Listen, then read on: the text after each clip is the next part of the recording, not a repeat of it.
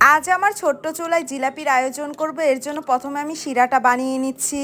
আমার কাছে যেহেতু ফুড কালার ছিল না, এর জন্য ভাবলাম যে মিঠাই দিয়ে বানাই। আজ ফার্স্ট টাইম এতটুক চুলায় আমি জাল ধরাবো, এর জন্য সবকিছু গুছিয়ে নিচ্ছি। এখানে আমি জালটা ধরিয়ে দিতেছি। জানি না এই চুলায় শেষ পর্যন্ত রান্না করতে পারবো কিনা, তারপরও চেষ্টা করতেছি, কারণ আমার কাছে চুলাটা অনেক বেশি ভালো লাগে। এখানে আমি মোম দিয়ে জাল ধরিয়ে তারপরে মিঠাইটা দিয়ে দিতেছি। তারপর পরিমাণ মতন একটু পানি দিয়ে নিব। শিরাটার গ্রান ভালো আসতে এখানে আমি দারচিনি দিয়ে দিতেছি। অনেকদিন যাবত আমার রান্নাঘরে আমি রান্না করি না, কারণ তেমন সময় পাই না, কারণ সারাদিন অন্য রান্না করতে করতে সময় চলে যায়। আর আমার রান্নার ভিডিও রয়েছে অন্য ভিডিওগুলোই বেশি ভাইরাল হয়, কারণ অন্যগুলোতে শিখার অনেক কিছু দেখায় আমি। যাই হোক, জালটা নিভে গিয়েছিল, এর জন্য এক টুকরা মোম দিয়ে নিলাম। এদিকে আমার শিরাটা প্রায় হয়ে সারছে, এদিকে আমি ডোটা তৈরি করে নিয়েছি।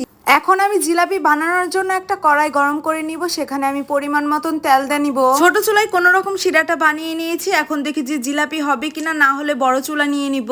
এদিকে তো ছোট চুলায় বারবার জালটা নিভে যাচ্ছে, কারণ জালটা বেরো হচ্ছে না, কোনোভাবে ধোঁয়াটাও বের হচ্ছে না যে ভালো করে জাল জ্বলবে। অবশেষে বড় চুলা নিয়েই নিলাম, কারণ বড় চুলায় খুব সহজে আমি জিলাপিটা বানিয়ে ফেলতে পারবো। এখন আমি পরিমাণ মতন তেল দিয়ে নিব গরম করার জন্য। নিচে আমি মোম ধরিয়ে দিয়েছি, পরে আস্তে আস্তে আমি লাকড়ি দিয়ে দিব।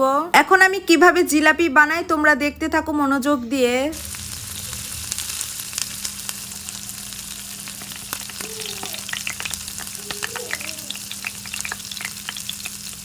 প্রথম একটা ভাজা হয়ে গিয়েছে, তেমনটা সুন্দর হয়নি।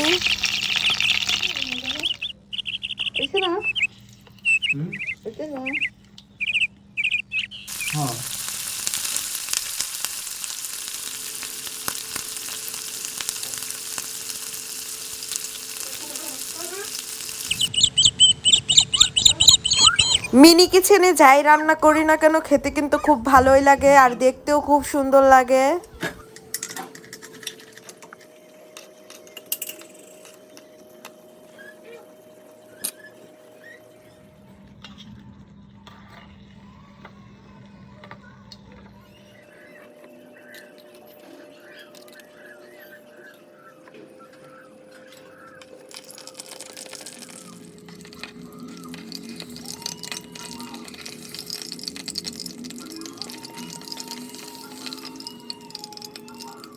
বড় ভিডিওতে ভয়েস দিতে গেলে একটু বেশি কষ্ট হয়, এর জন্য আপনাদেরকে আমি অরিজিনাল ভয়েসটাই শোনাচ্ছি, মানে রান্নার যে সাউন্ডটা।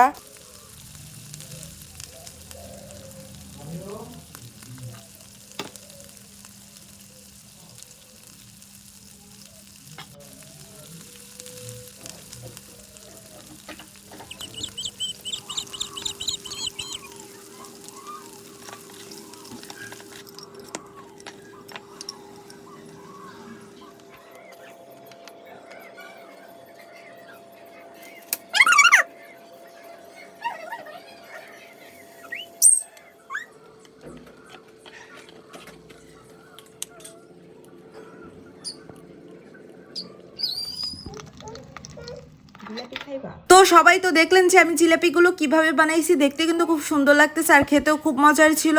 যাই হোক, সবাই ভালো থাকবেন। যদি ইউটিউব থেকে ভিডিওটা দেখে থাকেন, অবশ্যই চ্যানেলটি সাবস্ক্রাইব করে দিবেন। তো আল্লাহ হাফেজ।